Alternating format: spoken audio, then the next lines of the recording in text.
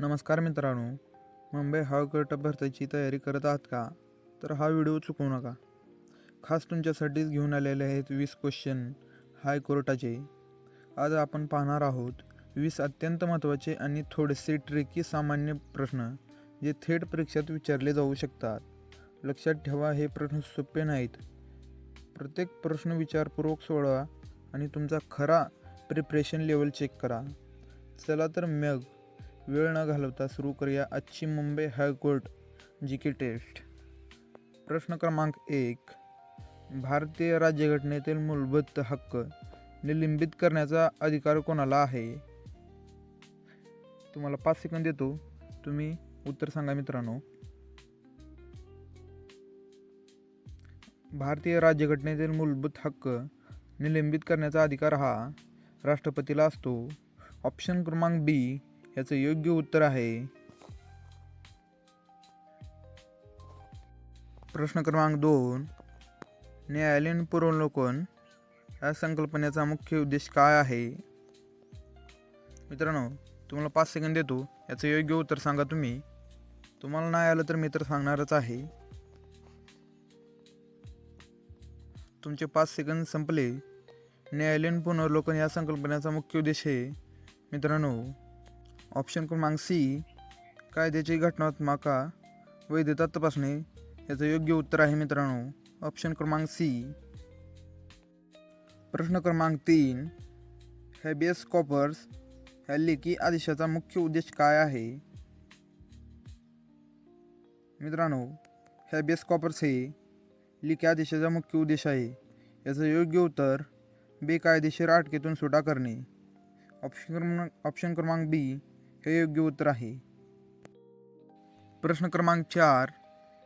भारतातील उच्च न्यायालयाची स्थापना कोणत्या कायद्याअंतर्गत झाली?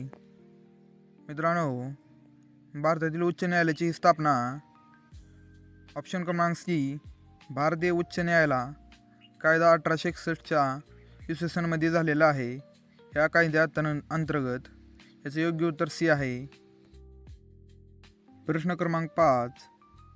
परमादेश ह्या लेखी आदेशाचा अर्थ काय आहे?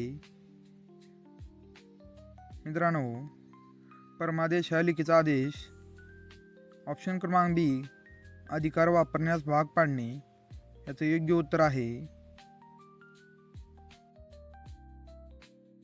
प्रश्न क्रमांक 6. सर्टिऑरिर या लेखी आदेशाचा उपयोग कशासाठी होतो? मित्रांनो, याचं तुम्ही योग्य उत्तर सांगा. तुम्हाला 5 सेकंद देतो.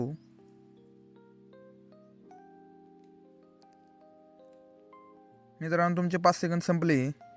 याचं योग्य उत्तर खालच्या न्यायालयाचा निर्णय रद्द करण्यासाठी वापरला केला जातो. याचं योग्य उत्तर बी आहे मित्रांनो. प्रश्न क्रमांक 6. लोक अदालत मध्ये दिलेला निर्णय कसा असतो?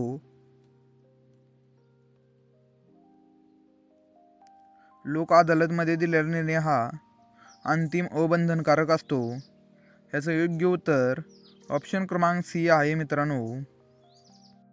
प्रश्न क्रमांक 8. न्यायालयाचा अवमान कंटेम्प्ट ऑफ कोर्ट या गुन्ह्यासाठी शिक्षा कोण देऊ शकते? मित्रांनो, तुम्ही याचं योग्य उत्तर सांगा काय आहे.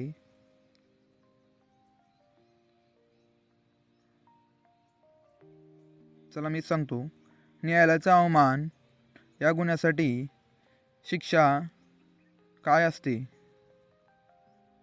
ऑप्शन क्रमांक सी, संबंधित न्यायालय असते मित्रांनो. याचं योग्य उत्तर सी आहे. प्रश्न क्रमांक 9. कलम 2226 अंतर्गत उच्च न्यायालयाला कोणता अधिकार आहे? मित्रांनो, कलम 226 अंतर्गत उच्च न्यायालयाला कोणता अधिकार आहे? याचे योग्य उत्तर ऑप्शन क्रमांक बी, लेखी आदेश जारी करणे. हे योग्य उत्तर आहे. प्रश्न क्रमांक 10.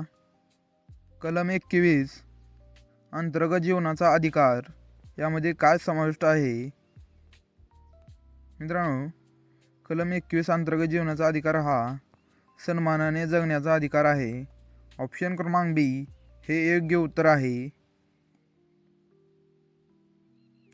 प्रश्न क्रमांक 11.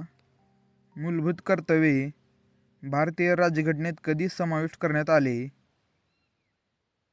मित्रांनो, मूलभूत कर्तव्ये हे 1976 मध्ये समाविष्ट करण्यात आलेलं आहे. ऑप्शन क्रमांक सी हे योग्य उत्तर आहे. प्रश्न क्रमांक 12. माहितीचा अधिकार कायदा RTIचा मुख्य उद्देश काय आहे? मित्रांनो, माहितीचा अधिकार कायदा RTIचा ऑप्शन क्रमांक बी पारदर्शकता वाढवणे हे योग्य उत्तर आहे. प्रश्न क्रमांक 13. उच्च न्यायालयाच्या न्यायाधीशाची नियुक्ती कोणाच्या सल्ल्याने केली जाते? मित्रांनो, याचं योग्य उत्तर सर्वोच्च न्यायालयाचे न्यायाधीश. ऑप्शन क्रमांक सी हे योग्य उत्तर आहे. प्रश्न क्रमांक 14. जामीन बेल म्हणजे काय? मित्रांनो, जामीन बेल म्हणजे ऑप्शन क्रमांक बी तात्पुरती सुटका. थोड्या दिवसासाठी सुटका देणे जेलमधून, त्यालाच तात्पुरती सुटका असे म्हणतात, जामीन बेल. प्रश्न क्रमांक 15. 0 FIR 0 FIR कोणत्या परिस्थितीत नोंदवता येते? मित्रांनो, 0 FIR म्हणजे कोणत्याही पोलीस स्टेशनमध्ये FIR करता येते. ऑप्शन क्रमांक बी हे योग्य उत्तर आहे. प्रश्न क्रमांक 16. भारताचे पहिले कायदा मंत्री कोण होते? मित्रांनो, आपल्या भारताचे पहिले कायदा मंत्री हे श्री विश्वरत्न डॉक्टर बाबासाहेब आंबेडकर होते. ऑप्शन क्रमांक सी हे योग्य उत्तर आहे. प्रश्न क्रमांक 17. सार्वजनिक हित याचिका PL कोण दाखल करू शकतो? मित्रांनो, सार्वजनिक हित याचिका हे कोणताही नागरिक. ऑप्शन क्रमांक बी. प्रश्न क्रमांक 18. महाराष्ट्रातील मुंबई उच्च न्यायालयाची स्थापना कधी झाली? मित्रांनो, आपल्या मुंबईतील उच्च न्यायालयाची स्थापना हे ऑप्शन क्रमांक सी 1862 मध्ये झालेली आहे. प्रश्न क्रमांक 19. न्यायिक सक्रियता ज्युडिशियल एक्झिक्युशन म्हणजे काय? न्यायिक सक्रियता म्हणजे काय? मित्रांनो, ऑप्शन क्रमांक बी न्यायालयाचा सक्रिय हस्तक्षेप हे योग्य उत्तर आहे. प्रश्न क्रमांक 20. भारतीय राज्यघटनेचे रक्षण करते म्हणजे गार्डियन कोण आहे? मित्रांनो, भारतीय राज्यघटनेचे रक्षण करते हे सर्वोच्च न्यायालय असते. ऑप्शन क्रमांक सी हे योग्य उत्तर आहे. मित्रांनो, तुमचा स्कोर किती झाला? 20 पैकी किती प्रश्न बरोबर आले ते कमेंटमध्ये नक्की लिहा. जर तुमचा स्कोर 15+ असेल तर तुम्ही खूप चांगली तयारी करत आहात, आणि जर कमी असेल तर अजून थोडं प्रॅक्टिस करा. असेच मुंबई हायकोर्टासाठी महत्त्वाचे आणि GK प्रश्न पाहण्यासाठी चॅनलला सबस्क्राईब करा आणि बेल आयकॉनला दाबायला विसरू नका. व्हिडिओ आवडला असेल तर लाईक करा आणि तुमच्या मित्रासोबत शेअर करा. लवकरच पुढच्या भागात आणखी 20 प्रश्न घेऊन भेटूया. धन्यवाद मित्रांनो.